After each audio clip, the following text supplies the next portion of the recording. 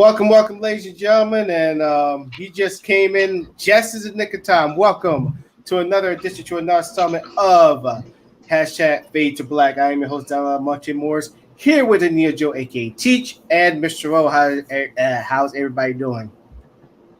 Wonderful, wonderful. Fine, fine. Well, that's great. Unfortunately, ladies and gentlemen, once again, I had to reschedule my host once again. He's going to be on this time next week on Monday. So let's keep our fingers crossed on that one. But Teach, I'm gonna let you give out the announcement for Wednesday because Wednesday we already had a guest, small business, Cheddar Boy Popcorn. But you also added two new people on the card, and I'm gonna let you spread the news. Sure. Good evening, everyone. On Wednesday, we have a very special, two special guests lined up for you. One, Dr. Helen Anderson Long of Clarksville, Tennessee. She is she has a school in Liberia named after her, and she's actively running the school, primary school. And she had asked me to come on back in 2015 as an international consultant for the school.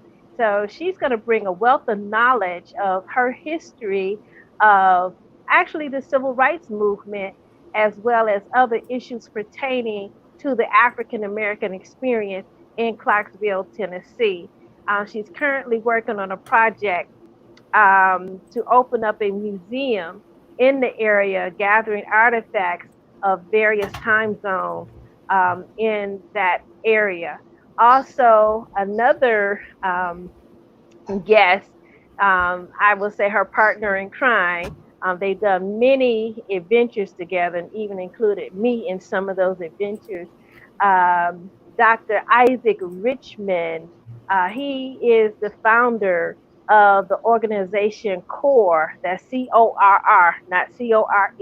And he's going to tell you more about his experience in the civil rights movement, as well as the book, actually, that he and Dr. Helen Anderson Long are co-authoring together. So we have some very special guests that's bringing their live experience on what it was to be raised in the South, the experiences of segregation and how they overcame and how they actually worked in their community to make their communities better in the face of oppression and in the face of racism and separatism. So they're very wonderful people. I love them. I love working with them. I love the rich knowledge that they bring from their life experience. Things that I read about in books, they were able to make come alive to me because either I was a baby or had not been born when they were experiencing these things. And just to show the difference between being raised in the North, which I was, and being raised in the South. I'll take one particular instance.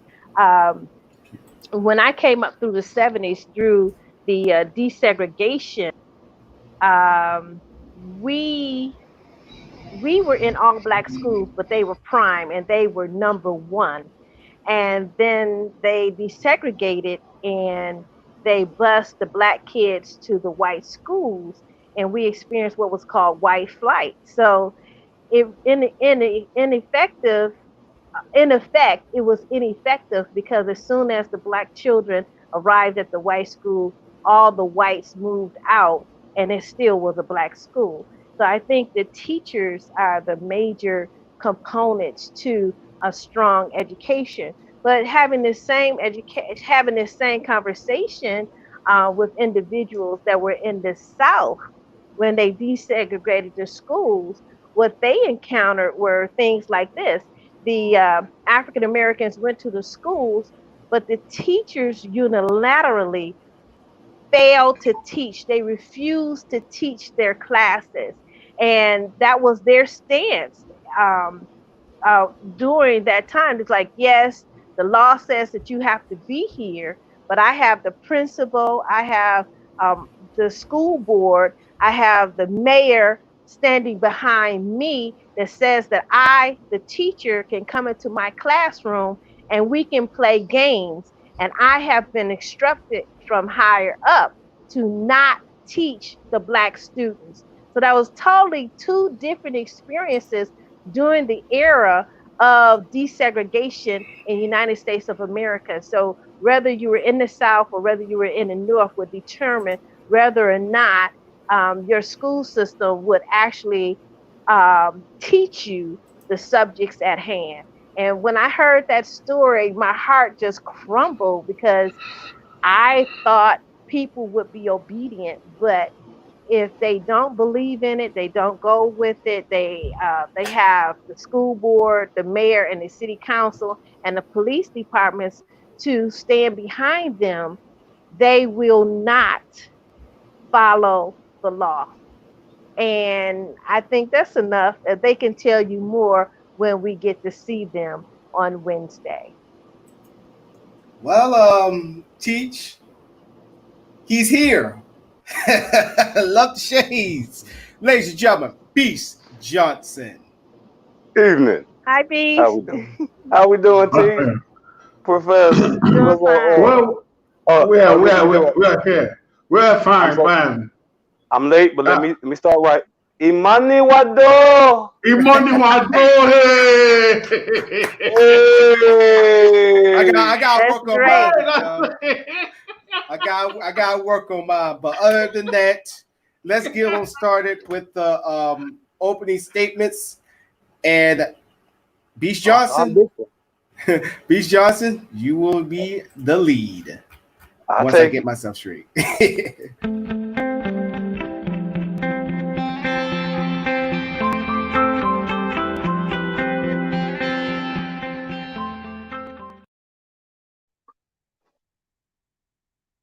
Good evening. Hope everyone's feeling well. My opening statement is understanding and accepting your consequences. Newton's law says for every action, there's an equal and opposite reaction. More philosophical way would be saying that every decision has both a positive and negative effect as a result. So you must weigh both sides out when making every decision you make in life. I speak on that to talk about the Karens and the barbecue Bettys and this new rash of individuals that feel verbally entitled to speak out and then are befuddled and confused when they say something that they know anyone else would have caught some hell for, that they catch hell for. Or you say something in an aggressive manner as if you would actually take it to a physical stance and get mad when somebody slaps you in the mouth. Don't get in nobody's face and get to screaming and won't nobody slap you in the mouth. So, we got to understand the consequences. If you are both bold enough to make that statement publicly, knowing that individual feels some kind of way, then you should be comfortable and acknowledge the fact that you may have to put hands on somebody in defense of your words. Are you ready to die for yours? Because that's how the colonials were. They believed in freedom to the point where they say, we'll die for this. So I ask all you Karens and Bettys and all you privileged individuals, are you really ready to die for this? Because if you're not willing to die for it, you might not want to say it. Understand your consequences. And your life path will be a lot easier, more balanced. That's my message for this morning. Evening, excuse me. Well, you know me. We don't always agree together. But from yesterday, I feel a little bit happy. Look, we are observing what for me I'm calling Donald Trump revolution. Is on now. Black people have opened their mouths. Look, I look on TV, blacks on the left, blacks on the streets, blacks are being conscious into the conservative environment. Look, they are now talking. That's why I call it Donald Trump revolution. Hatred for Trump has burst the can open, and blacks are now speaking for themselves. They have taken over the conservative area. Yesterday, I was surprised. On Fox News, it was black all the way. So blacks are campaigning, blacks are complaining, and blacks are always talking about healing. So we are now everywhere, and that is what I wanted. If there's any new movement, blacks should go in. Let us be everywhere to defend the black cause. I'm happy. When I look at it, I say Fox News is no more the white man's channel. Blacks have gone in. They are in other channels. They are in the streets. They have refused to be infiltrated. This is a revolution. More to come. We are going to enjoy it. I'm very happy. That's my opening speech. Good evening, everyone. In 2003, I wrote a book called Katherine Dunham, an African American cultural icon. And doing research for the book, I traveled to 4 different continents, several different countries to understand the spirituality of the dance. And what I want to say is that the dance is strong magic. The dance is spirit. It turns the body into liquid steel. It makes it vibrate like a guitar. The body can fly without wings, soaring to higher heights. The dance calls the spirit, the creator, to speak through the movement and synchronize with the music. The dance is power. The dance is strong magic. And believe it or not, I used to be a dancer, and I actually had auditioned and was accepted into a professional dance company. And I specialized in African dance and Afro-Haitian dance. And I was motivated to write this book on Katherine Dunham because she was able to capture the various African dances and preserve them in America. And what I mean is this: oftentimes, because we're raised in America, we think that we have lost our culture. But what I find in my studies and my travels is not only did we not lose our culture, we may not be able to name it specifically, but we have preserved our culture in the Americas to actually share back to the African. I'll give you this experience when I was in Mozambique and I was presenting my book and I was talking about the African dance. After the presentation, all the students ran up to me and they wanted me to teach them to the dance because that dance had been suppressed by colonialism in their country. So at that moment, that's when I realized that we were the holders and keepers of the culture to share back to Africa, and that not only us in the diaspora were detached and separated from our power of the dance, but also those left back on the continent. So as we go into the African Renaissance, those designated people like me that do the research and can share the research not only for those in the diaspora, but those in the continent as well. The dance is the language of the gods. Get into the spirit of the dance, and you will be in the spirit of the gods. Speaking of spirits, hopefully everybody's doing great and all that. Here is my opening statement. My opening statement goes like this. To people that looks like me, to my brothers and my sisters, understand, because I've read a post on one of the Pittsburgh Steelers players.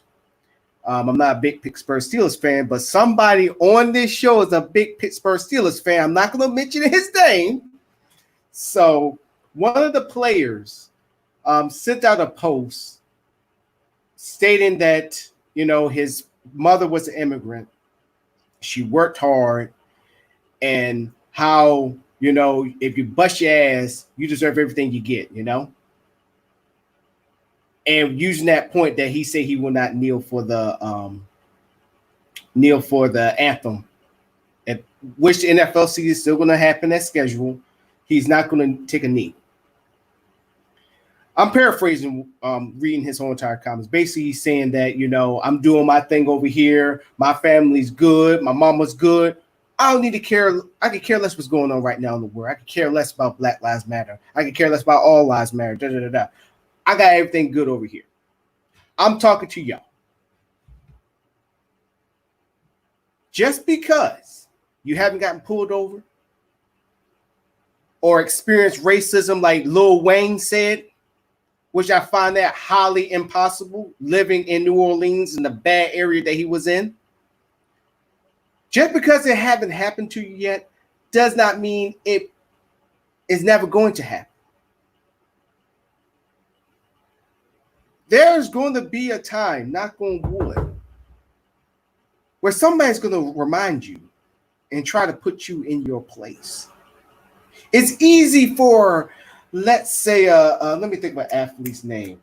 You know, I'm going to use DeMarcus Lawrence. He plays for the Dallas Cowboys. I'm a big Cowboys fan.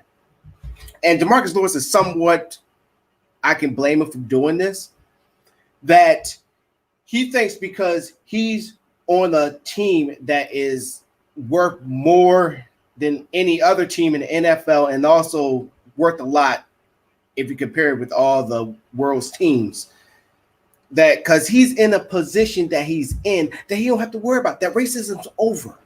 You know, every white person is my friend. Every Indian person is my friend. You know, everything's great. Everything's lovely. But then when you see people that look like you that's going through these issues, that's going through police brutality, that's going through racism on their jobs, being disrespected, being treated less of a man, treated less of a woman, and you say nothing. Now, I'm not expecting you to say everything on all the issues, but acknowledge, even acknowledge that's happening. That is the problem with you. But then when it finally happens to you, and all those people that were sitting there saying, bring awareness to it, well, you didn't say nothing, but now it's happening to you. Now you trying to reach out to them, and they turn their back. Now all of a sudden it's hate the world. The world sucks. The world's a horrible place. Don't care about nobody. But never look back, going back to what Beast Johnson was saying, with every action, there's an equal and opposite reaction. So remember, you put that out in the universe. You brought it back on yourself. Like I said, I'm not expecting you to speak out on all of the issues that's going on here, but be aware. Be aware that this can happen to you. No, how doesn't matter what job you got, no matter how much money you have, or what type of position you in life or at your job. As long as you have this skin color, somebody's going to test you, and they're going to have more power and more leeway than you. All those issues that's going on in the streets, and you said nothing because it's not happening to you. And when it finally happens to you, don't expect those same people to have your back. When they was asked for help, you turn your back. They gonna do the same exact thing to you. It's not because we don't have each other's back. We just don't forget. When we needed you, you was nowhere. But now that the tables are turned and the shoe's on the other foot, now all of a sudden you want us to care? And this don't go to celebrities and all that stuff. This also goes to regular people as well. When you finally got that big job, stock options and all that stuff, you're the only black guy or black female that's finally working in executive now. You're vice president maybe of the firm or business, whatever it is. And then you forget where you came from when majority of the people that look like you are still working down at the bottom and they still going through the issues and problems. And with you taking that high position, expecting you to make a way for them. But you so much in your own ego that, hey, I made it. I worked hard for this. I did this myself. But realize you had the support of those people you used to work with. But since you made it, it doesn't matter no more. And now you're experiencing that on your level. And you go right back down to the masses saying that, man, you won't believe it. It's just as bad as working down here than up there. It's no different. And those same people look at you like, oh, now you care now? I thought being up in there, having your own office and hanging with all the big folks and money folk, power folks, I thought you didn't care about us. Now all of a sudden you want to care? You thought that you're just going to escape all that you're trying to leave? So the biggest point is, ladies and gentlemen, for people in a position of power, a position of privilege that look like me. When you see stuff happening, like what's going on in the streets or even in your workplace, don't sit back and pretend that it can never happen to you. Say something, do something. You don't have to do it out in the open, but make sure that it get addressed and that we don't let it happen again. So that's that is my opening statement. So let's get into our main story, shall we? Yes.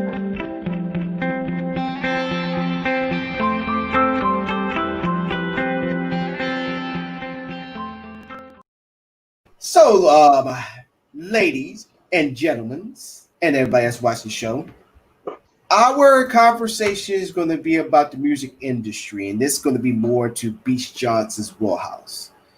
You got a lot of celebrities that's, a lot of them are actually taking that step with definitely the Breonna Taylor case, which I'm going to keep on harping on this show because I want those officers in jail.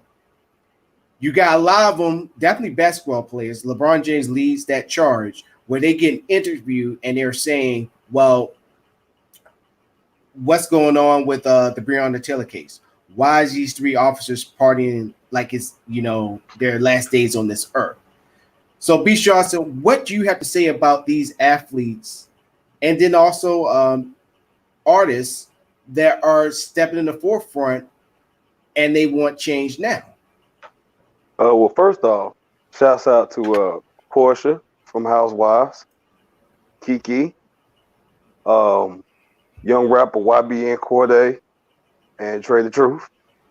They were arrested for protesting at one of the Breonna Taylor protests, and all of them took it like G's. I respect them. To anyone, no matter your status, to step up is amazing. It's even more amazing when you are a celebrity or you are of notable existence, because you're presumed to have a charitable spirit, but you're not always expected to act upon it due to your notoriety. So to see, celebrities like that, like Kaepernick, that really put themselves out there and say, hey, I know because of my status that if I make a statement so palpable and so controversial, so brave, that it will spark the conversation that is necessary. You have to respect those individuals. I respect Jim Carrey because Jim Carrey said and made it quite clear,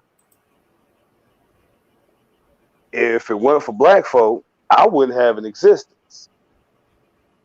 When I tried to get with all the white people, y'all didn't want me. It was these brothers over here that took me in and gave me money and helped me get advanced in this industry. That was a very bold thing for a white man of his stature to say, even though you shouldn't be surprised because he started out on In Living Color. But when you look at the, like people like this, I'm happy we're seeing more of it now. I feel like we're going through a civil rights renaissance in a sense. I hope there's more conviction and better structure this go around. So far, so good, especially like LeBron, he's definitely been holding strong to his ethics and his morals. So Chief, my next question is for you. So, does it make any difference if a black celebrity actually says something about it or do something about it or put money into it, or do you just think it's just them to get more notoriety or stay relevant, or them to use that to get better deals?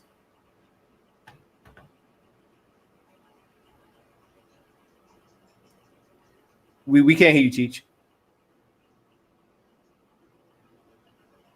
We can't hear you. Can't hear you, Teach. No, we can't hear you.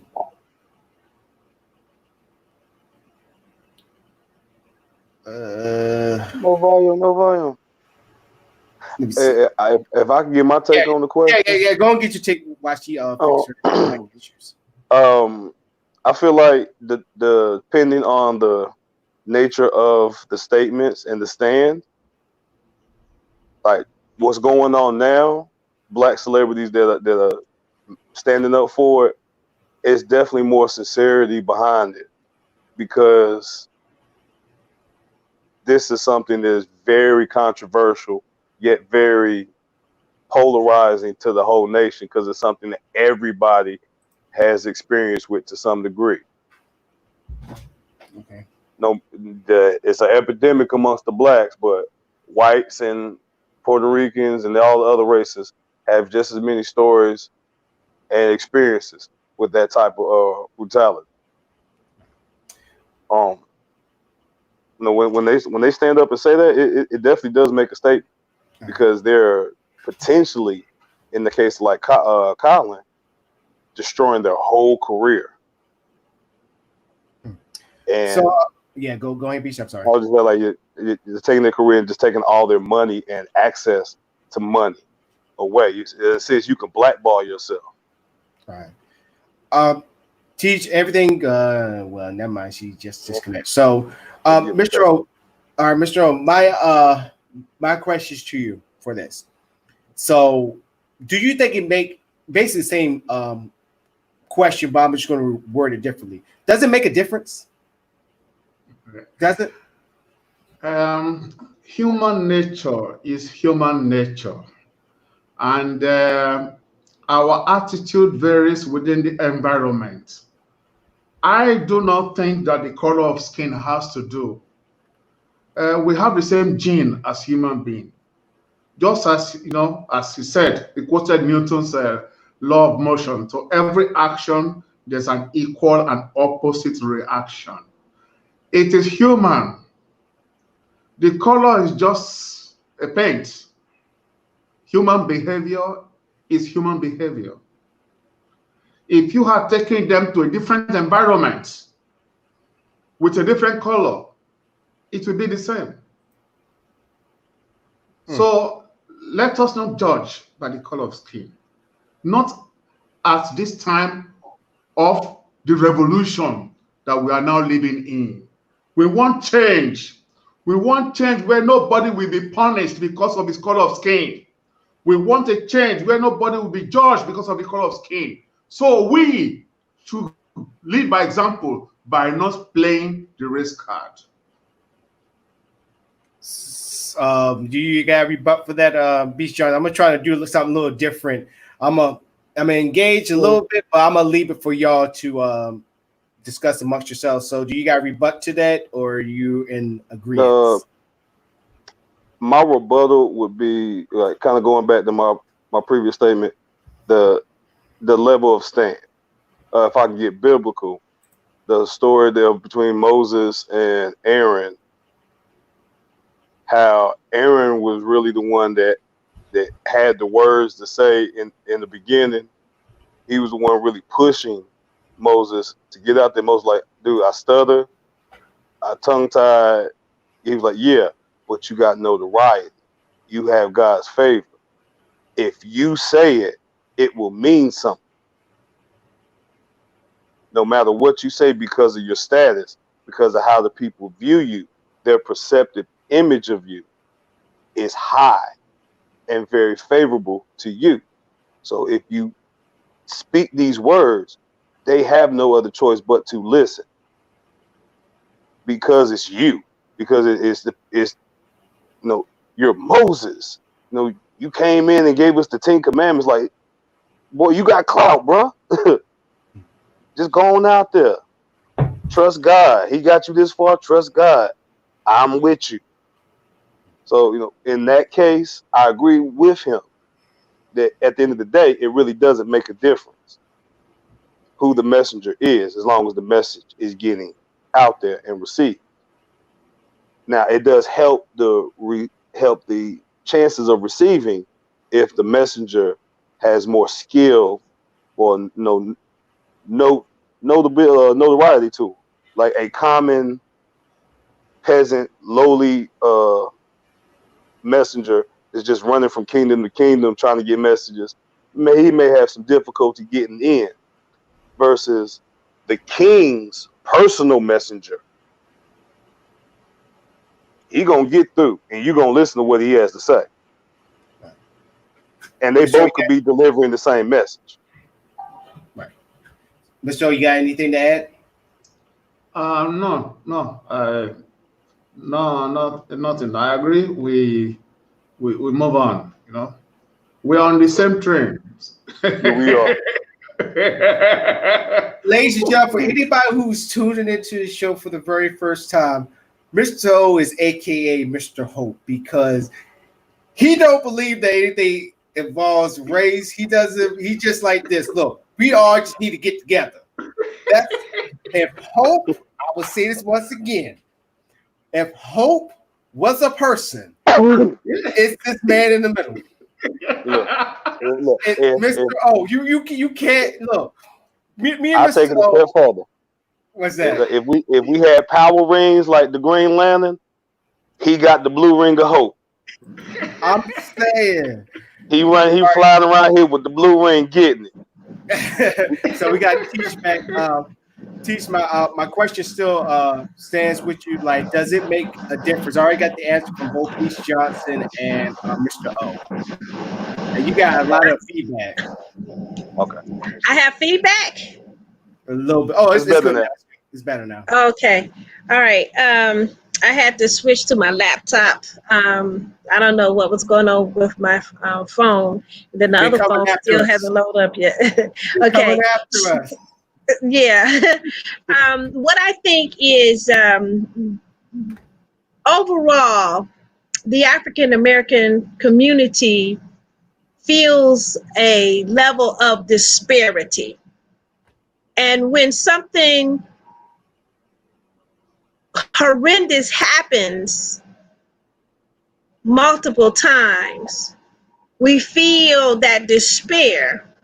We feel the average person's voice is not great enough or wide enough to have an impact or to make a difference. So when celebrities join in, these people, they have a limelight, they have a following, and they can make an impact. And so with the celebrity, it comes a familiar face, sometimes powerful, and it also lends itself to credibility. Not everyone is accepted as a spokesperson. That's why in the African American community, before they go to politicians, they go to preachers.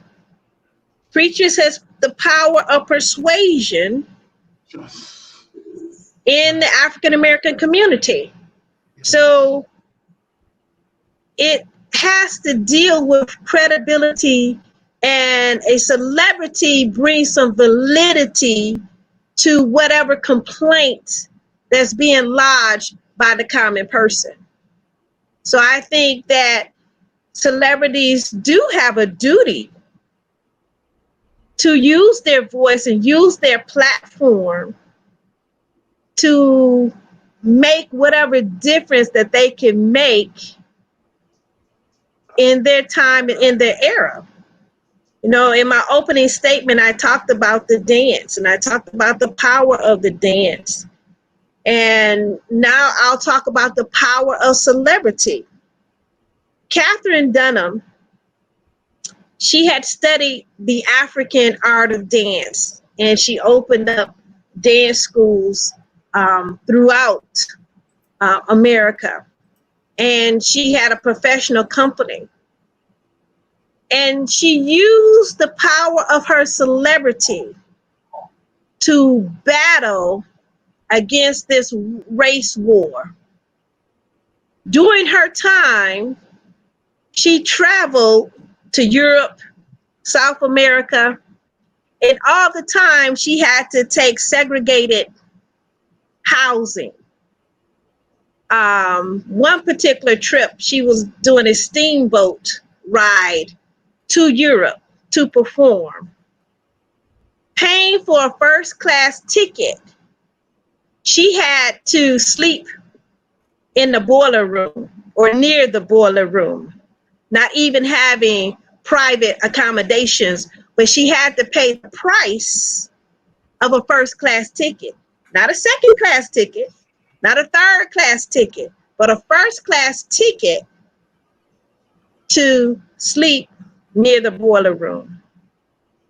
So she used her celebrity when she came into audiences that were for whites only. She's very popular.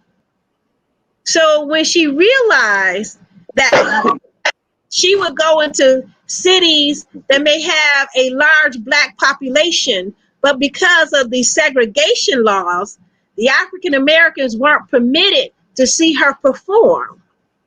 So she used her celebrity to say, I will not perform for all white audiences until you become humane and allow African Americans to come and see me perform. I will stop performing. And she began to open up the theaters for African Americans to come and watch. So I think it's very important for celebrities, if they have a platform, to utilize that platform to agitate for social change and social justice. All right. Anybody else got a rebut or an agreement? Yes. Go ahead. Go ahead, Mr. Yes, very good example. But the reason why she made it is because she was independent-minded.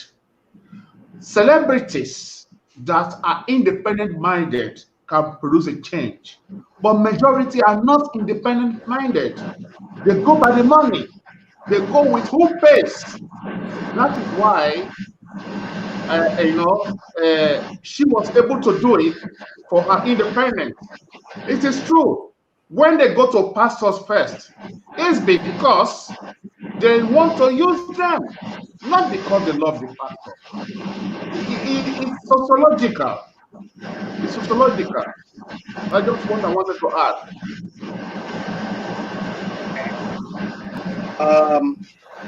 As we continue, so let's really get down to the brass tacks of this topic. So I want to keep it.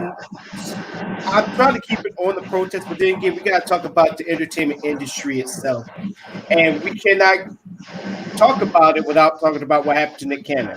Now, I extended the invitation for him to come on this show, and he unfortunately didn't take it. Not hurt my feelings none, but choosing what happened to him, for example, for the comments of what he said that hurt a lot of Jewish folks, feelings, and I don't mean that being derogatory when I say that. Is it tough nowadays, definitely when you're on a platform that is not owned by majority Black people, that Black entertainers have to walk on a thin line? Open the floor to anybody. I feel like yes and no. It all goes back to how you put yourself out there, because you have many black celebrities that are deemed controversial, but they're deemed controversial because they're honest. Whatever past they had is the past they had, and they acknowledge it and move forward. In a spiritual sense, they're that Christian person that knows I have God in my heart, but the devil still runs in my veins from time to time. So they can acknowledge these things, and speak on things from a truthful point, but it's deemed controversial. So it's like all about how you put yourself. When you put yourself out there in that Bill Cosby, family-friendly, mainstream type of way, then yes, it is very hard for you, because people only view you in that light, that wholesome light. And wholesome people don't say things like that. Wholesome people don't think like that. That's like the equivalent of the 1950s housewife opening up her mouth and say, I think I'll go to work tomorrow. Huh? You don't say that. Because that perception is that type of thought would never run across their head. So, like in cases of like Nick Cannon, yes, it is very hard for them to speak on truths that are very evident in front of you, because people view them in that specific finite way, and that's really how they get their money. And for them to say anything or do anything that would hinder that is a great fear to a lot of celebrities and Black celebrities.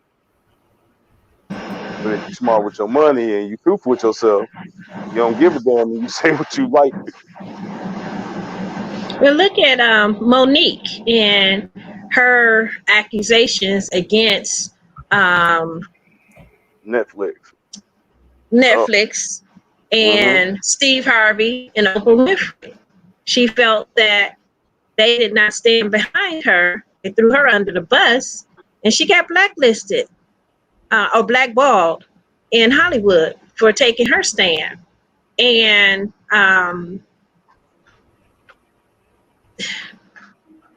it's a fine line. I think that indeed, going back, when we look at the Negro leagues for baseball, and also there were all type of Negro leagues before desegregation, we had every type of entertainment, restaurant, hotel, a gas station, anything that our community needs, our community provided. But when desegregation came along, the push was to diminish the businesses that African Americans had established and join in with the greater society. A lot of social scientists and historians today feel that desegregation worked against the African American. And we talked about Motown last week and how Berry Gordy was able to start and give African American performers a platform to showcase their art because they were totally shut out of the white music industry. And it wasn't until Berry Gordy showed the African genius in doing so, then you had the older white establishments lure away his artists and, you know, give them the pipe dream of crossing over. One of the things that I want to say is that we have been psychologically bamboozled that what we do is not good enough or first class. And even we still believe that deep down in our heart, in our mind, in our psyche, we believe that as individuals, as a collective. And until we heal that, we don't have to feel ashamed if we start our own entertainment houses, our own writing houses. Many of the Black authors could not get printed or into print because the white printing houses or publishing companies refuse. So they started their own. But after desegregation, it was a stigma. Oh, you got published by a Black publishing house? Oh, that's nothing. You're nobody still until you can break through and get published by a white publisher. This stigma is still very strong in our community. We should be able to go to a Black publishing company and get published and have the same notoriety if you have been published by a white company. So these are things in our community, in our society, that hinder us. We think, oh, you couldn't get published by the whites. The white people don't think you're good enough, so therefore you had to go Black. And since you went Black, yeah, you're a writer, and it may be profound, but the white people didn't approve of it, therefore it is not good enough. We have to walk away from that mentality. Yeah, I also see it in like reality shows. Like I think one time, I think it was on the Real Housewives of Atlanta. It was just one episode that I caught, and one of the girls was dissing the other one because all of her spreads, because she was a model, all her spreads was going on Black magazines, and she was like, yeah, you. She like, yeah, I'm in the magazine. She's like, yeah, you in those Black bougie ones. You're not a real one. And that kind of hurt me. I mean, I was like, damn. I'm like, wow. So she had to be on People magazine, and then she made it. I mean, bad enough. People magazine really show Black folks up in there anyway. So just the continuation onto this conversation, Mr. Rowe, B. Johnson, y'all got a retort or agreement? Agree. Yes. Can I say something? Yeah, go ahead. Talking about, I just want to give example of celebrity. I was one of those in 1962, 63 that were being taught about Black power. In 1962, Nigeria invited Elvis Presley to come and play in Nigeria. Elvis Presley said that he will not go and play for the Black Monkeys. Few years later, a great African American, JB, the Soul Father, James Brown, he came to Nigeria. He made us dance. He told us, I'm black and proud. You know, that is the power of the word. Just like the Bible said, the word of God said, let there be light. So of all those musicians, Sachmo, Belafonte, all of them, they were just dancing to the tune of peace. But JB, the Soul Father, he was the celebrity that that fired us up. And he challenged, I'm black and proud. Because he was an independent man. We were told he had shoe factories, he had TV station, he had radio station. So the guy, nobody could challenge him because of his color of skin. These are the kind of celebrity that today is needed in the black community. The music I hear from them is too poor. It's music of lamentation. I want them to come back to the kind of music of soul of James Brown that will say, I'm black and proud. That is what it is. You got anything else, Mr. Johnson? I agree with both Teach and Professor O. Like, it is,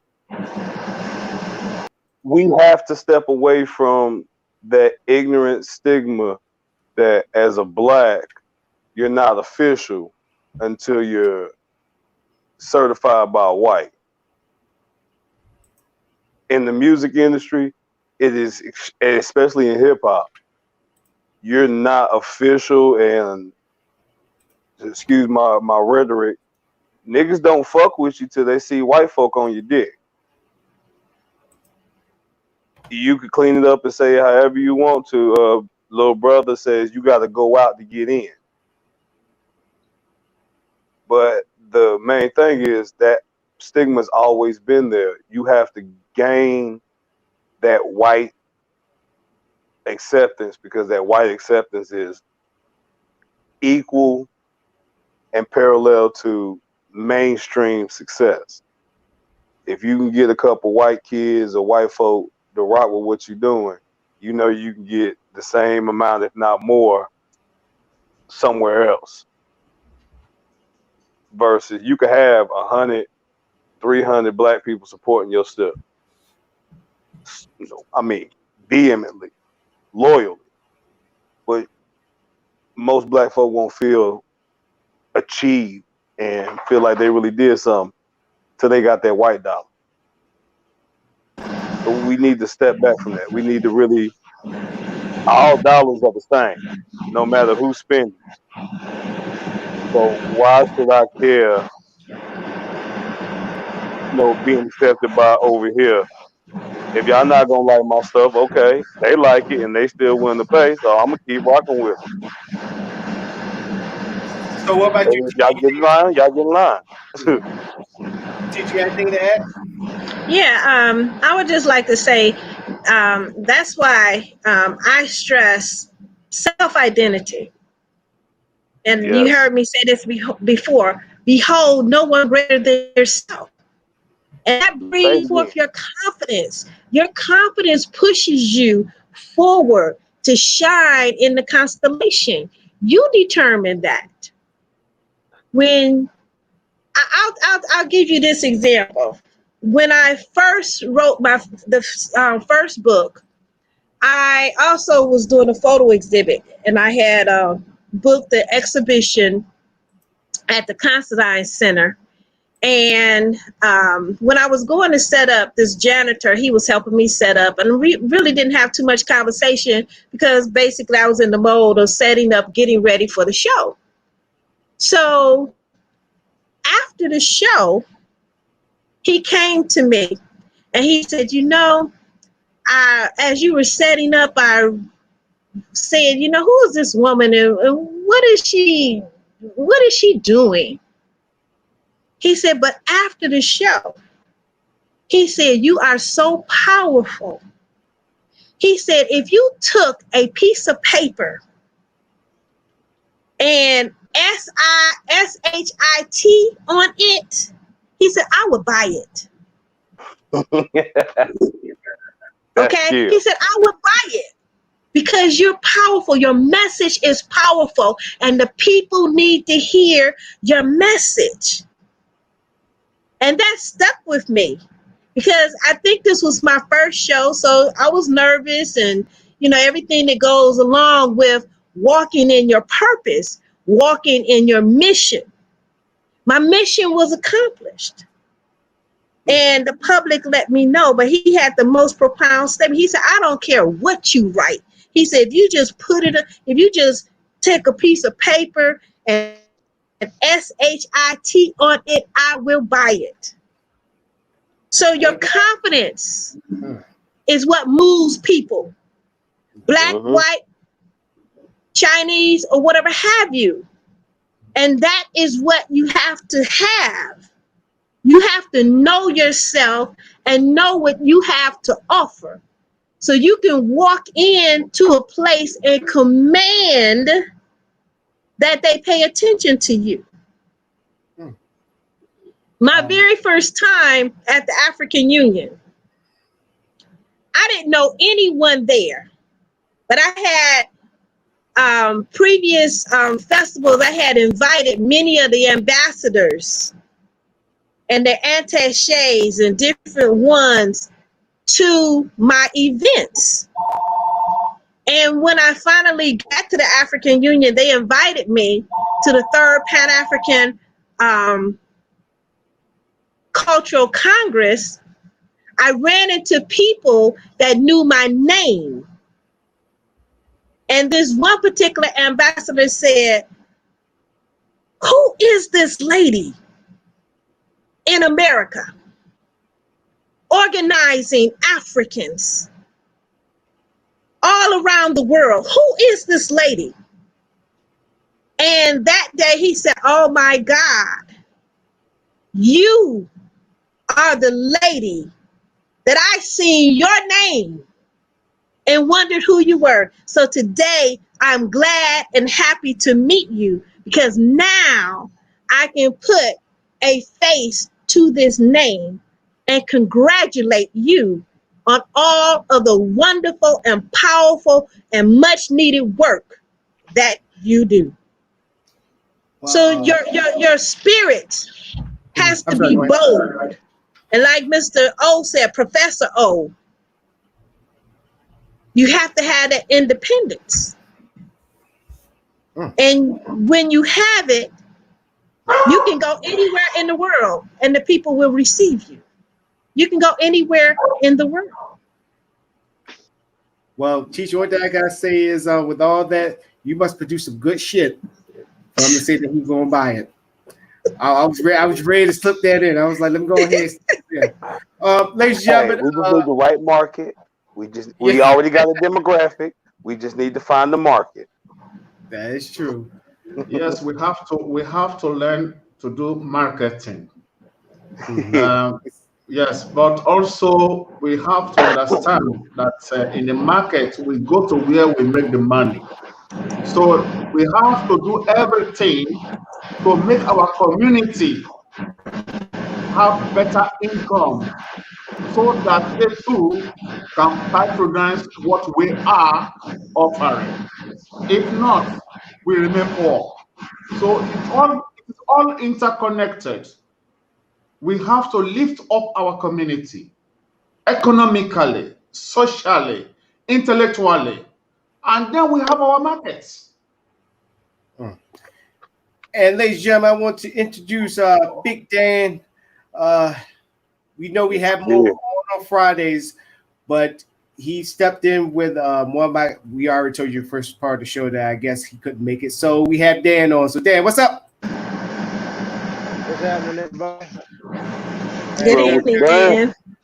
All right, so now since we got everybody, we got the whole cast here. I got this next question. It's gonna be blunt, and I know it's just gonna go crazy because I expect it to go crazy. Do you believe that the entertainment industry? I do not believe there's a quote unquote Illuminati. Do I believe there's a sect of high powered individuals with deviant, nefarious, malevolent mindsets? I do. Would I call them the Illuminati? Nah. I believe there probably is something to the extent of the Illuminati. It's just not really the Illuminati. Like what we think what we think the Illuminati might be. There's probably something out there that's 10 times worse and 10 times more secretive that we could ever comprehend. But there is definitely a perverse energy going throughout the industry, and it does, swell at the top. So I would say that there is some kind of group or sect there, but I won't necessarily call them the Illuminati. Did you got anything to add? I would like to say that I know there are secret societies, whether it's the Illuminati or not. I'm not part of that group, so I cannot say. But definitely, there are secret societies all throughout our societies. What about you, Mr. O? Yes, the Illuminati exist as a secret society, and they are everywhere power is. And they are in the music industry, they are in Hollywood, and influence all the production today that goes into the direction that they want. Just imagine how they transformed Michael Jackson and then made him popular and later on threw him away. That is very much of a mafia. The Illuminati is a mafia. They are called Illuminati. They did not register any corporation called Illuminati, but we identify them as Illuminati because of their occult works on how they are contributing to mess up the whole world. So those in the celebrity that possibly accept their condition and the ones they promote most. That is why we have to be independent.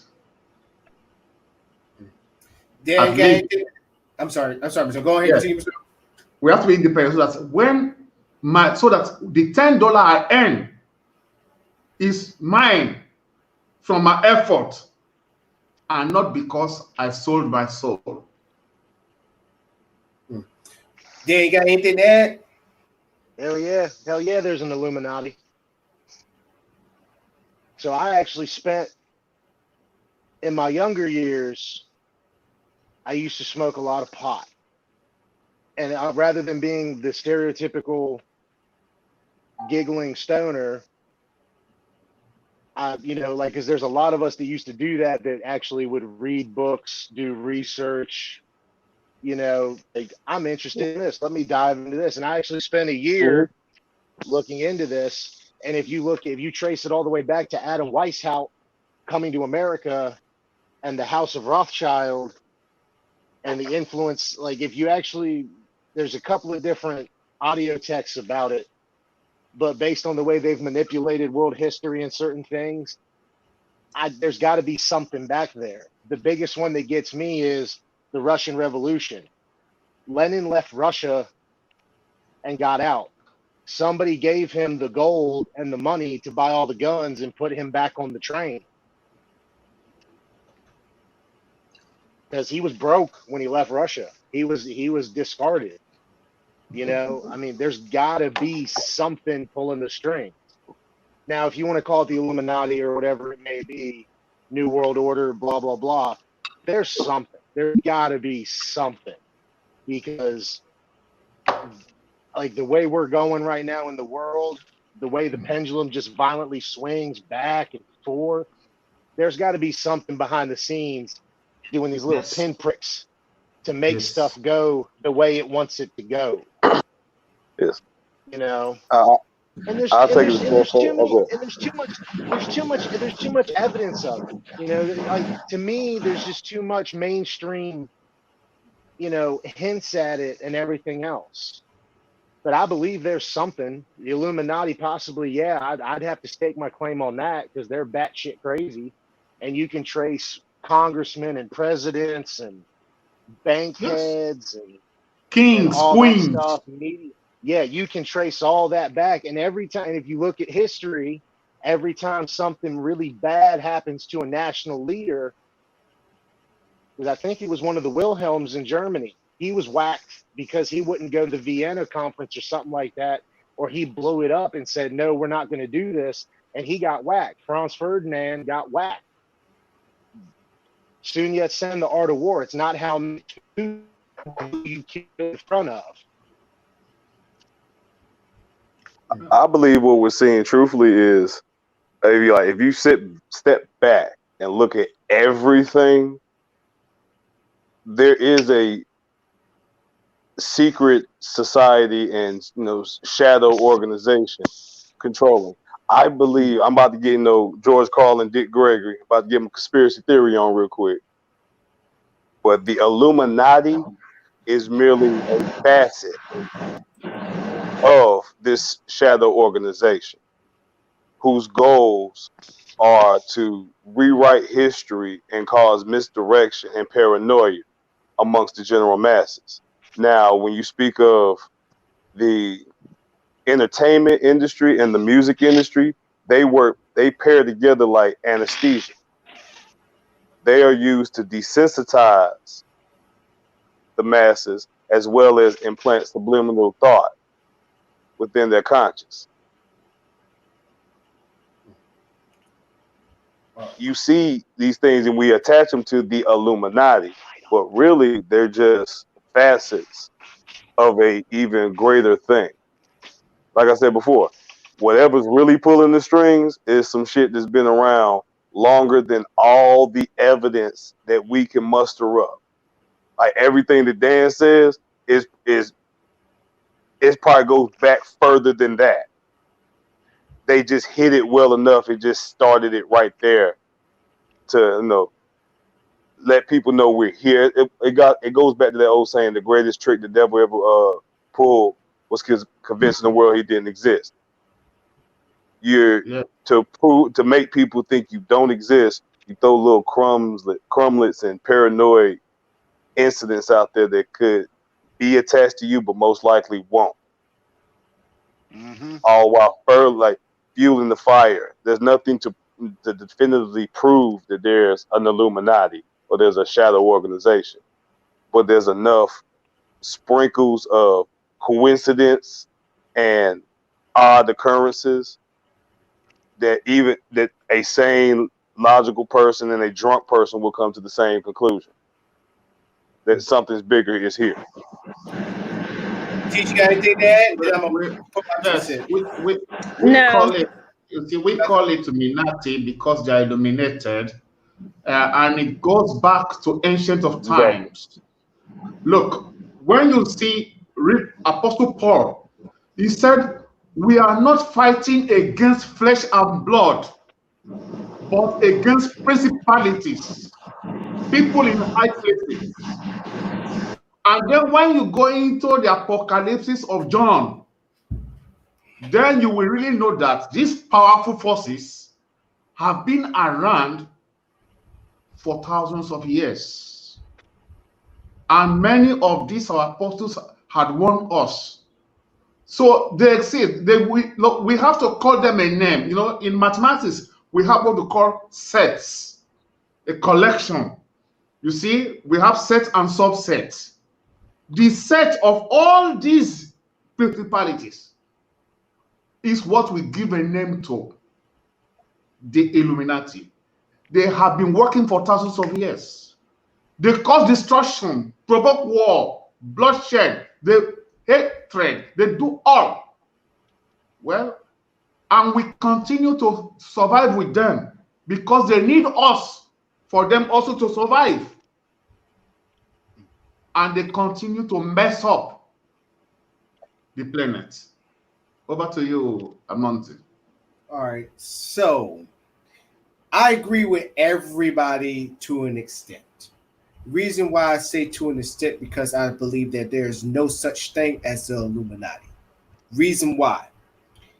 Beast Johnson hit a big point that I stick with is there are the good, might as well call it what it is. It's the good old boys club, but it's not out there. Like when you go to the workplace, you know, yeah, that person right there, they in cahoots. Yeah, that person, they in cahoots. It's open with the good old boys club.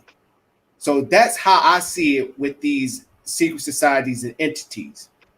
Do I believe that they, affect the world that they do? Yes, there is a chance of that.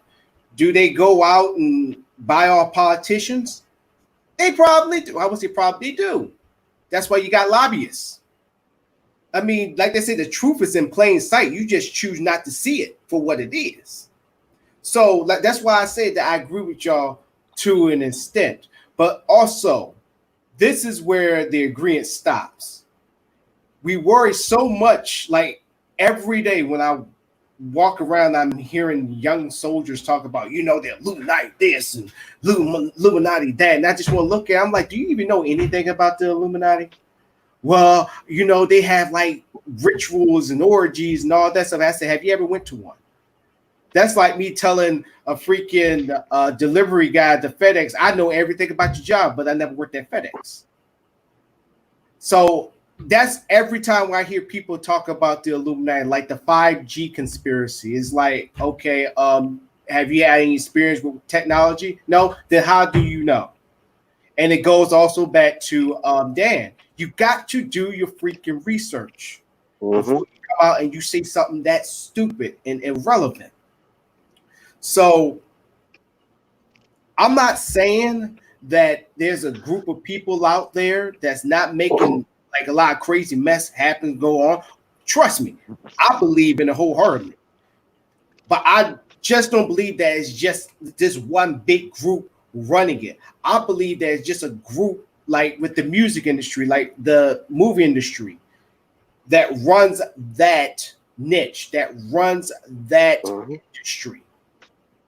That it is that glass ceiling that if you do not do what we want, or like nowadays you got a lot of celebrities saying that, hey, they make me wear a dress. If you're not gonna wear a dress, your name's not gonna be as big as a Dean Martin or a Eddie Murphy or think of a celeb or a Denzel Washington, or you're not gonna win as many awards like a Meryl Streep because you didn't wear a dress, or you didn't take this role of being a slave, or you just didn't take this role for playing a gay part.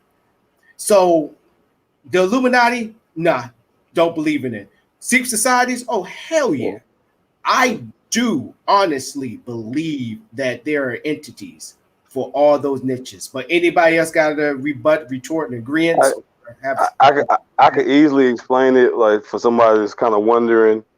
You have it's a anime I just recently watched called BNA, and it's basically three folds of sentient beings in the world. You have humans, you have beastmen, which are anthropomorphic humans that can actually transform into animals, and then you have purebreds. Purebreds are what we would consider as a secret society, because even though they are beastmen and they can transform into creatures and godlike mythical beings, they appear to be human. They walk as humans. All the technology in the world passes them for human, but they're not human. So I use that analogy for when we talk about these Illuminatis, and you have the Illuminati societies. Those will be your beastmen. But then you have those purebreds, those secret societies. They're right here in front of us. You probably know somebody that's a purebred and wouldn't know because they don't do anything that would give them away.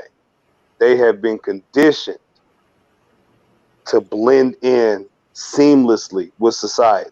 Nobody knows that they own that other shit unless you happen to stumble upon it. And if you happen to stumble upon it, society will never see you again. No. And one point that I forgot, not trying to cut you off, Peace Johnson. You know, you good.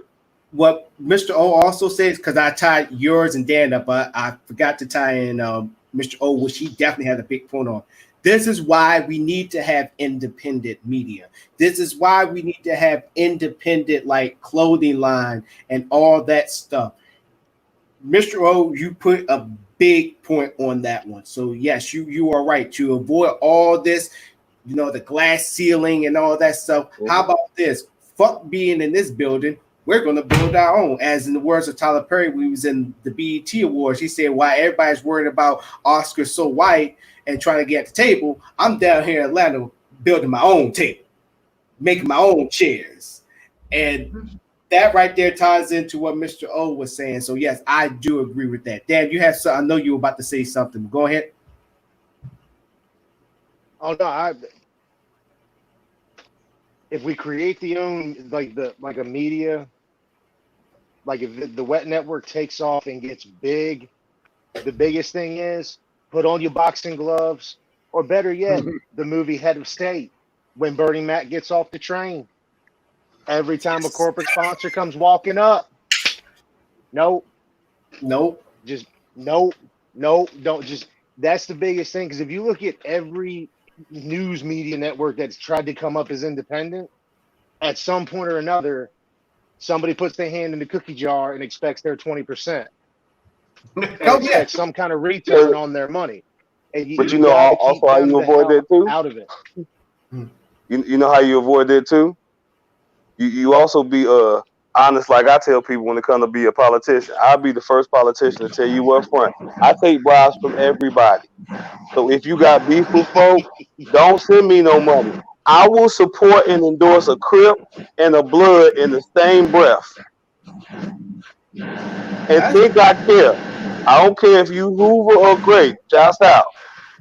I will support both of y'all, knowing good and well y'all can't stand each other. And stand between both of you.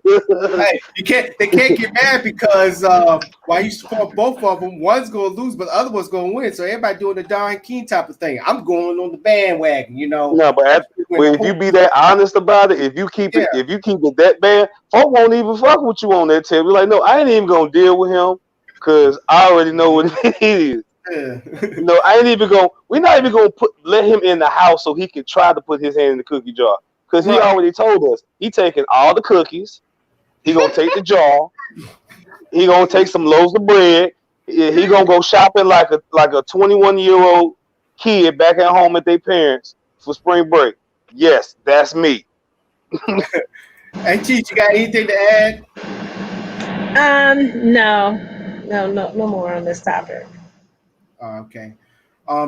So just to elaborate on these secrets, I believe we all in agreement once again. Mr. O, love it when I say this. We on the same sheet of music, but we playing different instruments. So why? Now, this just goes back to what Mr. O was saying that really got me too. When he said that the music had changed, they went from James Brown soul, which I'm a big James Brown fan, by the way. Went from James Brown to NBA YoungBoy, where the music, as Patti LaBelle would say about the females that are doing R&B, has no substance, which I agree with her wholeheartedly. What happened to the music? Like, what happened? So I'm gonna start this off, obviously, with Beast Drugs. Soul was replaced with dope. If you just want to get rhythmical about it, once music was seen for the potential mega source of monetary gain that we see it as now, then it became a matter of we see that this person, these people really gravitate, everyone's gravitating to their music. If we can start tailoring the music that these performers are doing, we can actually start controlling the mindsets of the masses. So if you look in the sense of black music was always about soul, self-love, and acknowledgement and truth. At some point, it switched, and I'll say around the 70s, started getting psychedelic, but it was still black. But once the 80s and you get to that corporate mindset, you really start to see the tonal shift. It starts being more accepting to a broader audience, and the quality starts to go down slowly. By the time we hit the 90s, was really like the last vestige of soulful, conscious black music. Now it's all about the money, all about the dollar. What sells is clubs. What sells is alcohol and other trendy things. So that's where you need to promote yourself. Like you say, you use NBA YoungBoy. The boy's name stands for Never Broke Again, YoungBoy. That should tell you the whole content of his entire catalog. Everything that he will ever talk about is in reference to or a offset of not going broke and always having money. What does money get me? Money get me cars, money get me bitches, money get me fame and fortune, but also get me enemies. Mm-hmm. That's all he can talk about, and that's all he's going to talk about. And that's all they're going to talk about. All right. Now, Chief, being from the Motor City, what is your take on definitely with Motown? Like when you think about Motown, it's legendary. It's a staple of black if I can say it right, excellence. But now, what label that had that prestige like Motown Records, which one that you can think of nowadays is in that same category for this generation? I do not know. I kind of clocked out of the music scene, I would say in the 90s. So I'm totally unaware of who is what and what now. But what I want to say is that last week I asked a question to the audience and to the panel. Does art imitate life? Or does life imitate art? And truly, I believe that in the African American community, that art has imitated life. When we go back to when we were first brought over here, we created a new genre of music called the Negro spirituals. Yes. These songs were dealing with our plight. Their songs even detailed how to run away from the slave plantation. Some of the songs map out the way or tell you when there's going to be the Underground Railroad coming through. So the songs were a creation of life. And so as we go through the various genres, from the Negro spirituals to the blues, then to jazz, then to bebop, then to rhythm and blues, the Motown sound coming out. So Professor O talks about James Brown, and his music was all revolutionary. Blacks had to psychologically be developed to say, I'm Black and I'm proud. It is a strong, powerful statement because of our identity and our history. We were looked down upon. We went through a series of various names, from being the Negro to the colored to the Afro American, to the African American.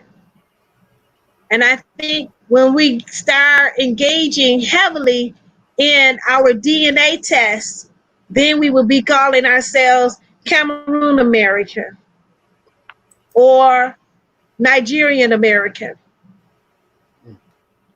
So life imitates art. So for today's music, I believe that the young artists they have one thing that they're striving for, and I believe Beast Johnson said it, the money. They're looking for the money. So that's the only thing that is shaping their art. And I wanted to ask the question because Professor O made the statement that we need to build our communities and get more economics into our communities. And I'm asking, is that the only thing that is needed to have a well-balanced community? No, it needs to be more. Money is a tool that you can use to acquire things. Education also. I said education is a part of many things we have to do. Education, family building, it's a lot of things we have to do. Right. Yes. But my point goes to the statement that Beast Johnson made about today's music. An example of this one young man, never be broke anymore. If I heard you corrected? Never broke again. Never NBA broke says, again. Yeah, never broke again. And that's guiding the music. That is what you're getting, not being broke again. We've overcome, we're Black and we're proud. We're Black. We wear our dreadlocks. We wear hair like this. When 30 years ago, I couldn't go to work like this. I had to have my hair pressed out, or I could not come to work. Beast Johnson couldn't wear his hair like that. They would cut it off. Okay. So a lot of milestones we have grown over, so they're no longer imitating the art. So look at life, look at art, and they mirror one another. So the music that you hear is the mind and consciousness of that generation, what their focus is on, what their concentration is on, what their goals are, what their achievements are. And that is to never be broke again. So Dan, anything you want to add? When it comes to the hip hop genre, what upsets me sometimes is you hit it big, and then while you're having great success, your world gets turned upside down. And there's actually a really good hip hop song that stays on my playlist, and it's by Joe Budden, and it's called "Walk With Me." When Joe Budden wrote that song, "Walk With Me," he talks about when he hit it big, he went back to his neighborhood, people spinning their hand, telling him he's not real anymore. And that to me transcends to another artist that I used to listen to who passed away very young. Everyone knows him as Soldier Slim, but when he first started out, he was Magnolia Slim out of New Orleans. I know him as Magnolia. Yeah. He got killed. He was hitting it big. He had done some tracks with, I believe, Juvenile, and he was hitting it big, and he got killed in his mother's front yard.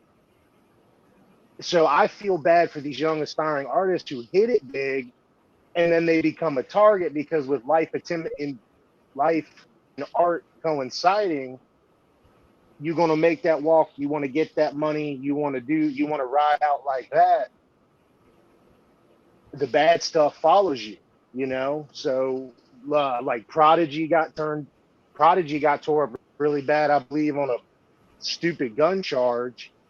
All the good artists that were really good, like really good substance artists, lyrics, messages.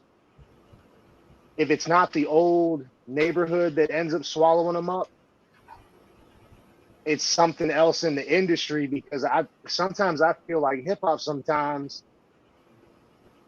it's a crab in the bucket mentality until you hit it big. Everyone's just trying to get over everybody to get to that next level. Yeah. And that's where I feel really sad sometimes for the artists. And that's why I'm a big fan of the song Walk With Me by Joe Budden.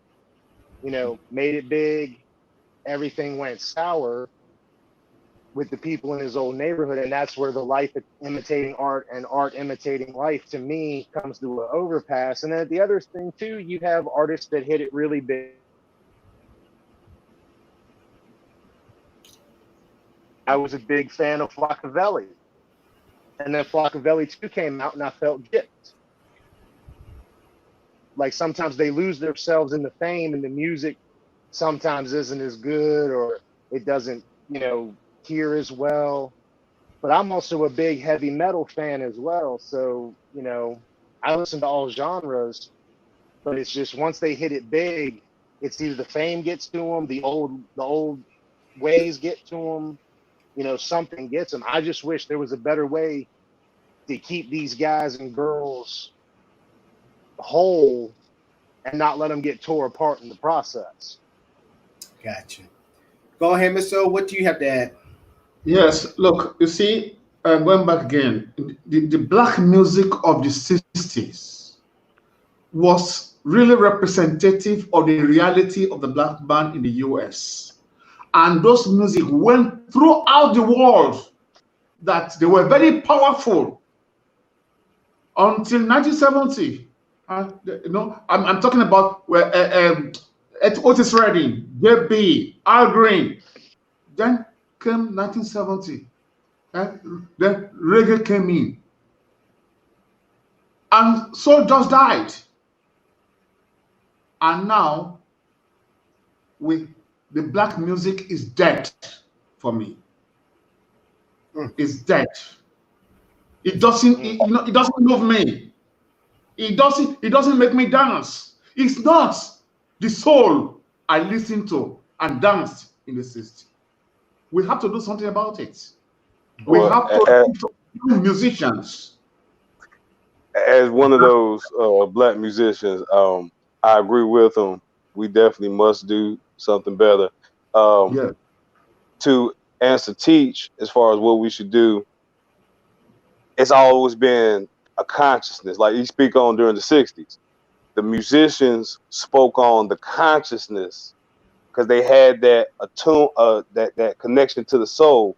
They were able to speak on the consciousness of what was going on. And we, as black people, have lost our connection with soul in general.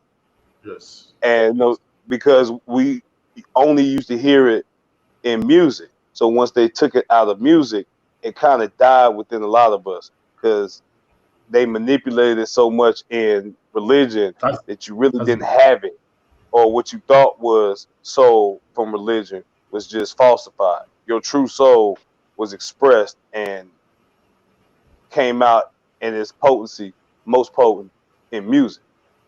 Yeah. So I feel like, you know, when we as black people on the consumer side, what we need to do is we need to open our ears. Now that we are in this waking moment, a lot of us are woke, a lot of us are waking up. We need to expand our music. This is the moment when you need to search for your soul. Yes. And if you know that soul is found within music, you need to go out there and search for those individuals that are speaking to the consciousness and speaking from the consciousness of the soul. Right. And get them out there in the forefront. Embrace them, get them to that James Brown level to where they can hit the masses and hit global. Yes. Yes. Right. And then before you say, also the last thing I say, but not just make it a trend, not just make this a movement. No, this needs to be the standard amongst black music. If you are a black artist in the industry, no matter what your genre is, no matter what your proclivity of music might be, you still need to come from the soul. If you want to do EDM, dubstep, heavy metal, thrash, better have some fucking soul in it. Yeah. And to sum up what everybody's saying, to Teach, when she had that question, does life imitate art or art imitates life? When I hear that question, it shakes me to my soul and to my core, because to me, that's not an easy answer to that question, because it's so, for me, it's scary. Because I'm gonna use a wrestler for example. I don't know if anybody's too familiar with wrestling. Y'all remember back when the WWF, when WWF was something. Y'all remember the Ultimate Warrior? Yeah. The Ultimate Warrior. He believed his gimmick so much. Yes, ladies and gentlemen, wrestling, I won't say it's fake, but it's scripted. It's freaking as the world turns, but with dudes and tights and they fighting each other. With storylines. Testosterone soap operas. Right. He believed in his gimmick so much that he literally changed his name to the Warrior. I think no, to the Warrior, I believe, just the Warrior. Because he believed in his gimmick so much. And when Teach asked that question, I was like, damn. And I'm gonna bring up this freaking dude here. Tekashi 6ix9ine. Tekashi 6ix9ine. People, I don't understand why people are split on that. That dude right there, if I want to find an example of today, it will be him. He is number one. Because this dude, who 1 minute he's a Crip, now the next minute he's a Blood Trey, if I said that right, Trey Blood. Now he flip flopped, and then when it comes about being about it, and I'm gonna have to say this because I had people tell me this a lot of times, including the OG. He said everybody wants to be a nigga until it's time to be a nigga. I had to say it like that to hit home because it's the truth. People want to be black. People want to act black until the time you actually have to be black. Nobody don't want to do it. Nobody want to go through the issues that we go through every day. But let me stay on track. He is right there because when it was time for him to not snitch, he snitched. You basically glorified this group. Sitting there and say you did all these things, and they even say that we did things for you. We had your back. But then when you went up into the freaking court, now it's all about you. And now look at him. He's out on the streets. People found his position, found this new place where he was at, like what, 4 times? He had to move like at least 4 times now. And when Teach asked me that question, that's the first thing that popped to my mind. Now, enough about him. Then, when we meet these, I'm gonna use 50 Cent for example. Now you got 50 Cent. 50 Cent now he's a freaking mogul. Remember that time when he was in debt? He went to debt, and now all of a sudden he got the top show on Starz. His show is literally keeping Starz on like cable networks right now. Yep, it is. But 50, he changed that persona up real quick. He used to be gangster. He used to be G-Unit. Now all of a sudden he's Mr. 50 Cent now. Now he's all. I can answer that question for you. The problem that people have with answering that question of does life imitate art or art imitate life is because it's a trick question. It's a trick question because it's a question of duality. The answer is yes and no. It's yes because one's life can be imitated in their art, but one's art can become their life. That is dual. The latter would be your 6ix9ines and your 50 Cents. 50 Cent is a positive version of it. He had a textbook because he's not the original 50 Cent. So him getting shot was mainly because him out there portraying to be somebody that he's not. And see, and to suffer consequences for it. And to add on to what you said, and also what Mr. O was saying, somebody's going to test your gangster. They going to test you. So, for example, if I'm going around sitting there saying I'm professor this, I'm professor of African American studies, then you can't school me on African American studies. And guess what? they're gonna be like, all right, cool. I'm gonna give Teach a call then. I'm like, Teach, hey, this is one guy. He said that he got this. He's the professor on African American study. Teach be like, word. All right, cool. And then she gonna come up to me. She gonna ask me like, let's say the simplest question, like, okay, what was Marcus Garvey? What was he was trying to do during the 20s? What Renaissance? What was he trying to get all the black people to come together for? And I'll probably be like, well, to fight inequality and racism and all that stuff. And she'd be like, yeah, that's part of it, but that wasn't the main part. I'm gonna give you another try. And I come up with some bullshit answer, and she's gonna be like, no, he was trying to get everybody to go back to Africa. That was his main thing. Now let me go ahead. Teach, was I wrong? You were in a ballpark. His main thrust was to put the idea of nationhood into the African, the idea of sovereignty. What did it mean for us to have kings and queens and be ruled by ourselves? He pushed nationhood. That's how he came up with the flag, because we were people within another nation. So he tried to open up the imagination. Imagine yourself being a sovereign nation with your own president, with your own cabinet, with your own sovereignty, with your own flag, with your own Black Star ship line, with your everything your own. So he really pushed nationhood, and going back to Africa was a second thing that he was doing. But the main thing, he was putting into the imagination of what it meant to rule yourself, be self-thinking, self-determined. See, that's what he was pushing. But I want to go back to that life imitate art, or does art imitate life? And go back to W.E.B. Du Bois and how his interpretation was propaganda. Art is propaganda. If you introduce a new idea, concept, or thing, people will imitate it. That's true. And that's why Sterling Brown and Alan Locke launched the New Negro Contest. They wanted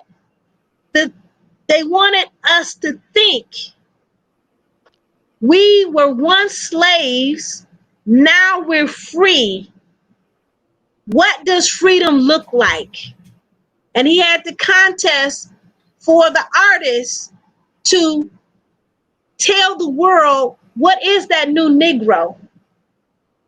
So you have poems about getting educated, becoming doctors and nurses and scientists and musicians and dancers and architects.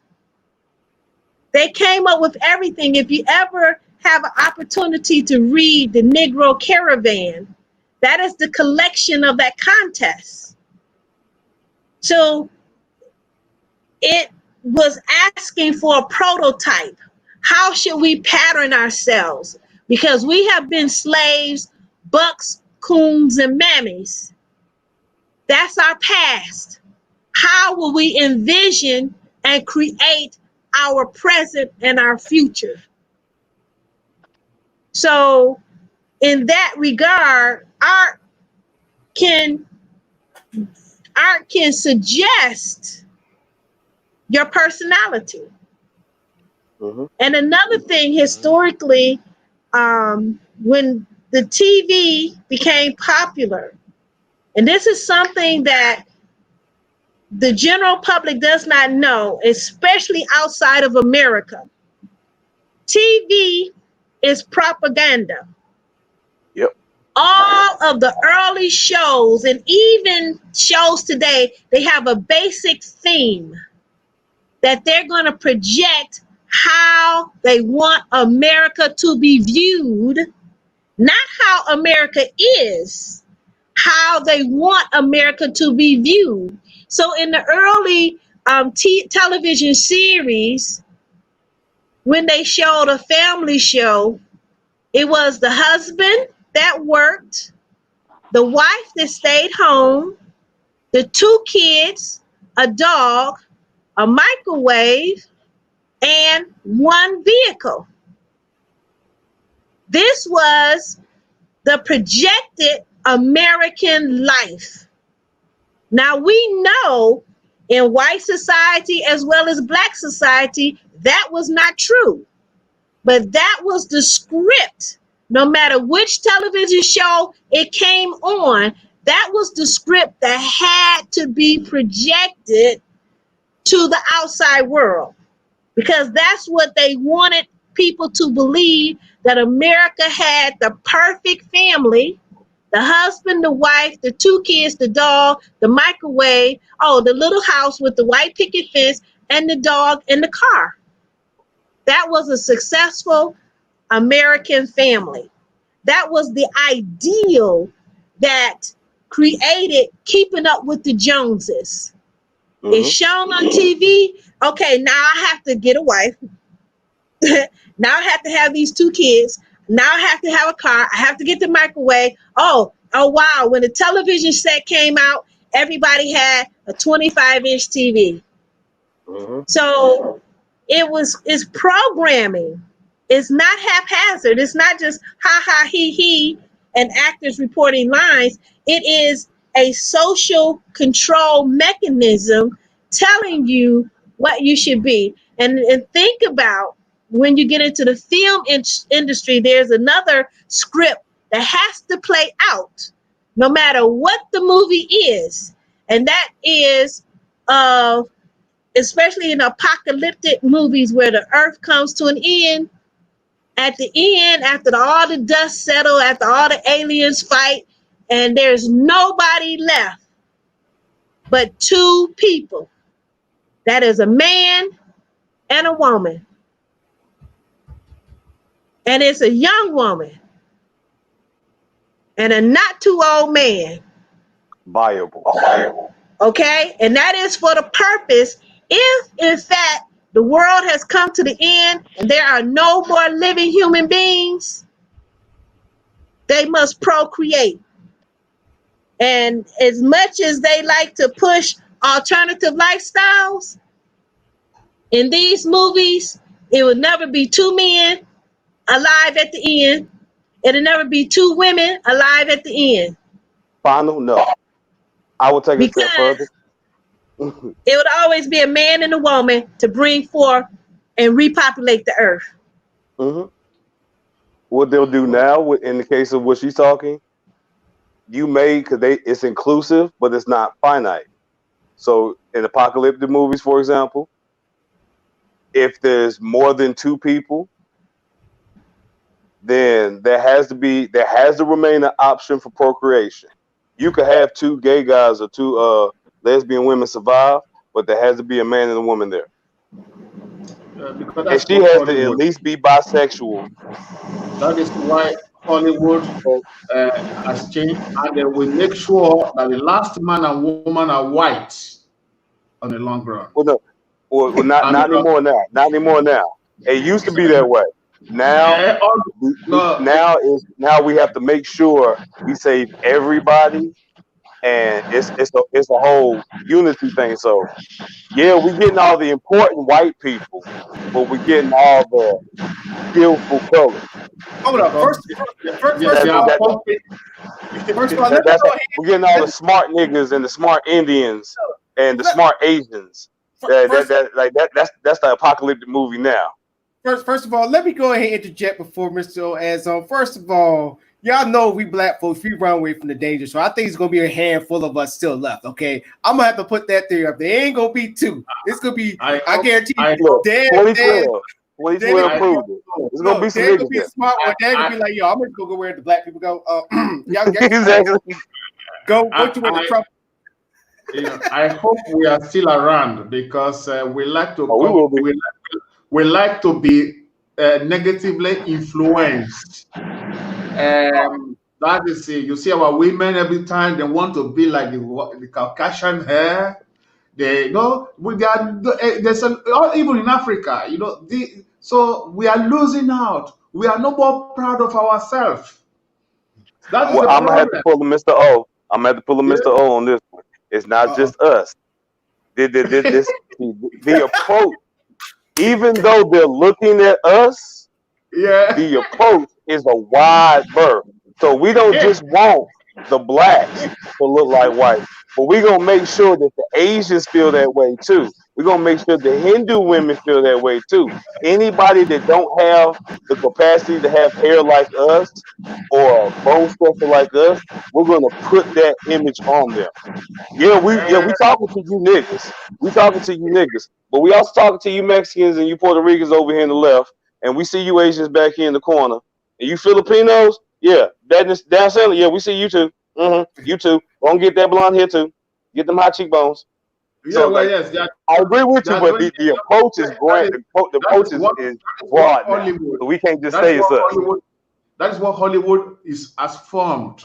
You see, it's a Mm-hmm. whole ideology that they always make it that a group of people are the superior and all the White rest savior. have to emulate them.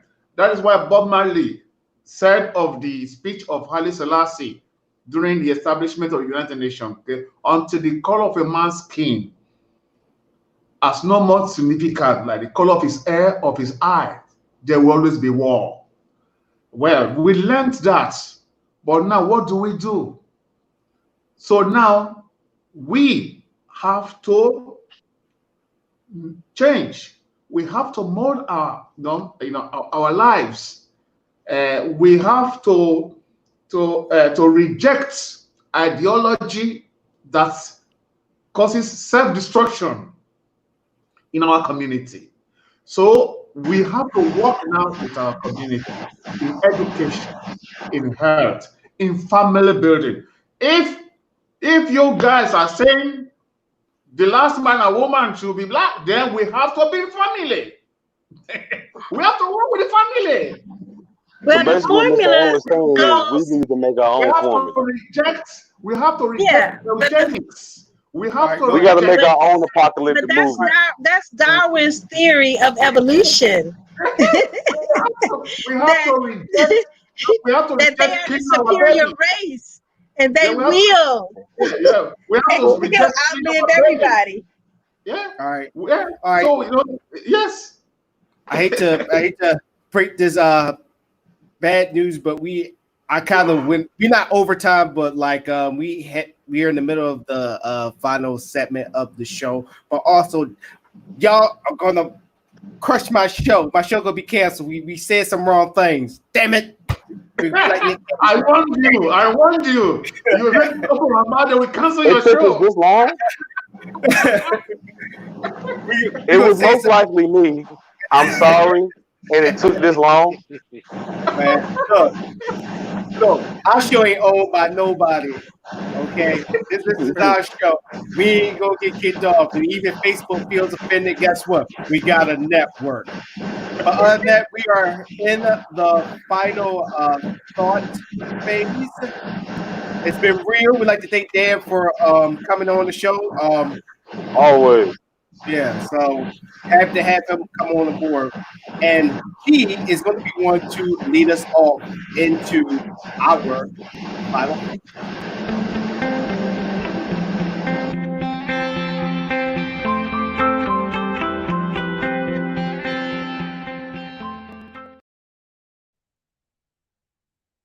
My final thought for the evening. I'd like to touch more on what Beast Johnson had said in the opening statement about consequences.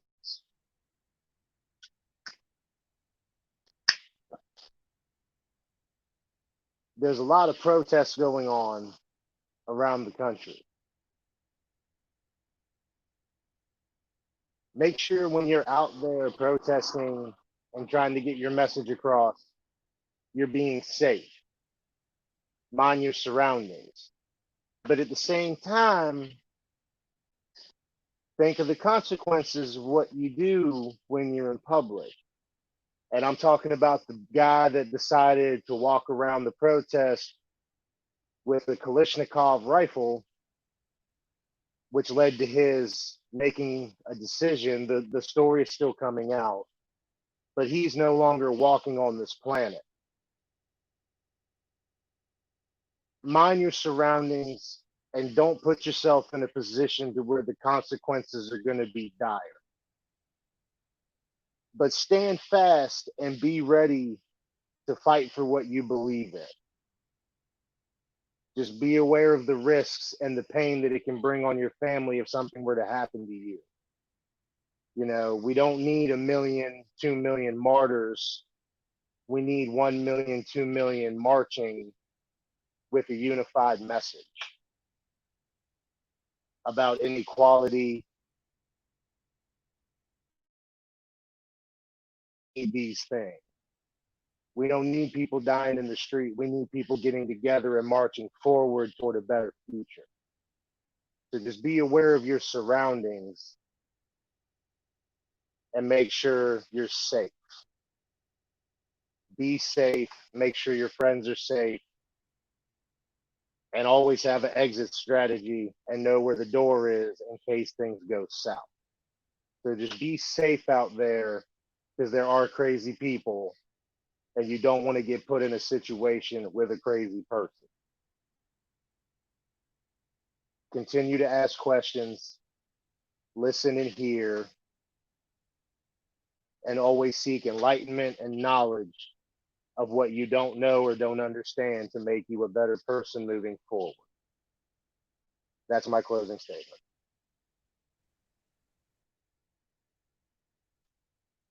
To close, I will say, to fight and understand racism, you must embrace it. I was 16 working for my local city's engineering department, and that department was actually run by 2 black men in the police department, and they were the only black men on that whole floor. So everyone around was subtle to overtly racist. To combat that, me and my other youth, we decided to make a game of it. And since they want to be racist ass crackers, every time we see one of them or know that they're in earshot, we'll have conversations that include the topic of crackers. We speak about salads and other food items that would pair well with crackers, and then go into great detail on the type of cracker. Well, is it a saltine? Is it a high dollar saltine? Is it one of them old plain nasty ass saltines that ain't even worth $1? What kind of saltine? Is it one of them Ritz cut, with that buttery tan to it? Mm-hmm. Got a little soul on it.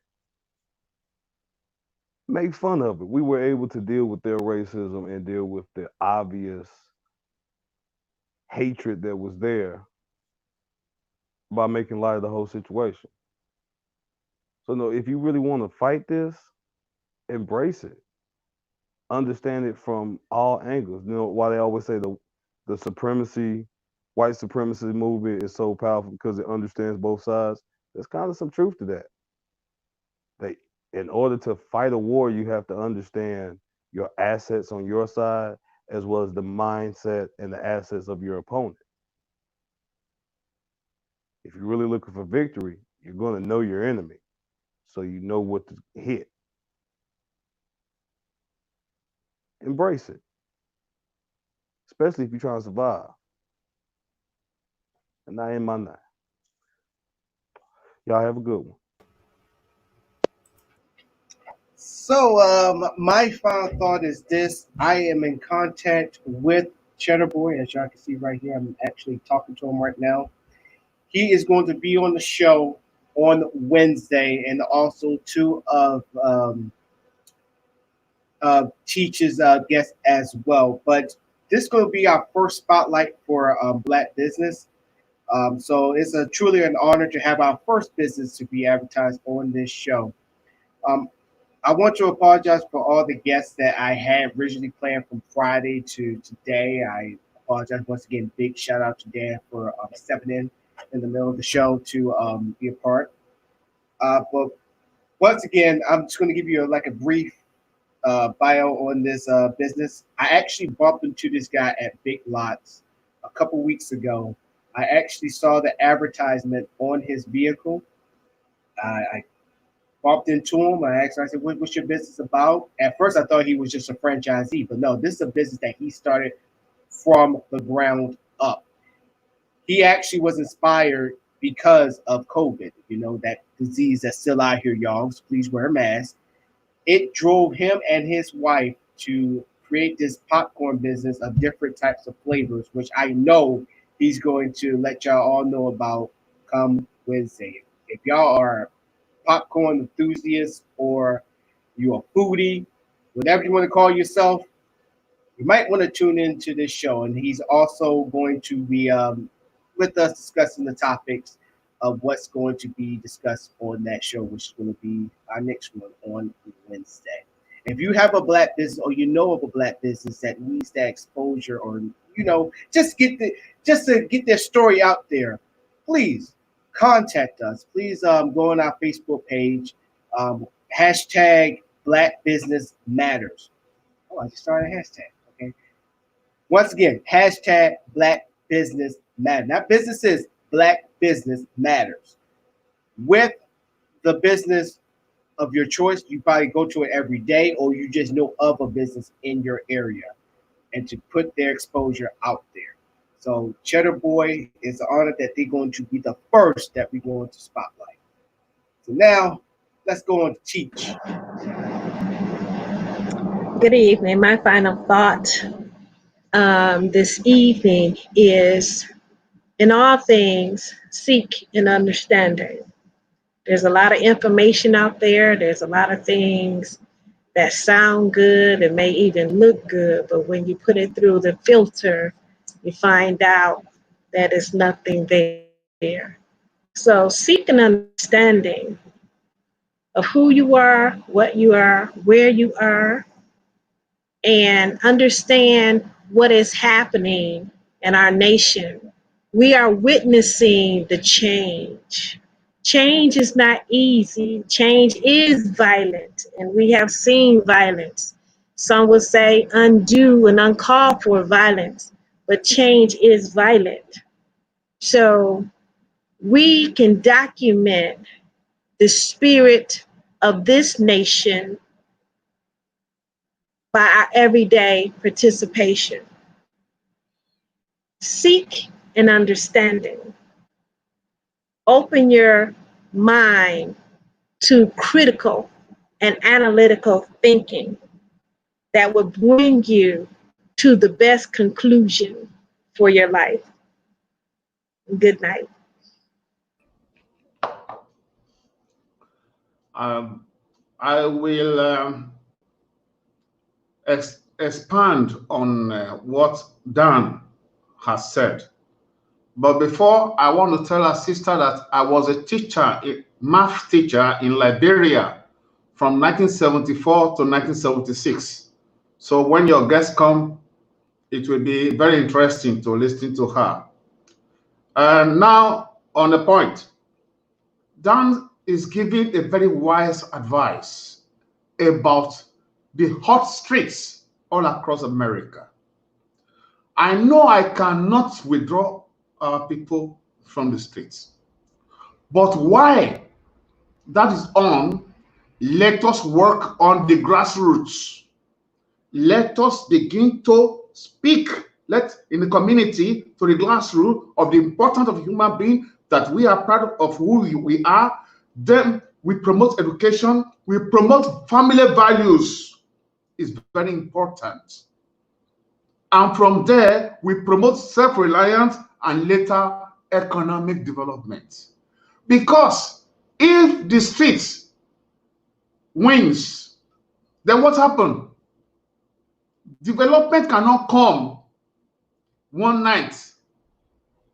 So that is why, while those on the streets are on the streets, others should start working in the neighborhood. in the community, especially emphasize on importance of the family, of self-reliance, of being positive, and of education. That's all I have to say.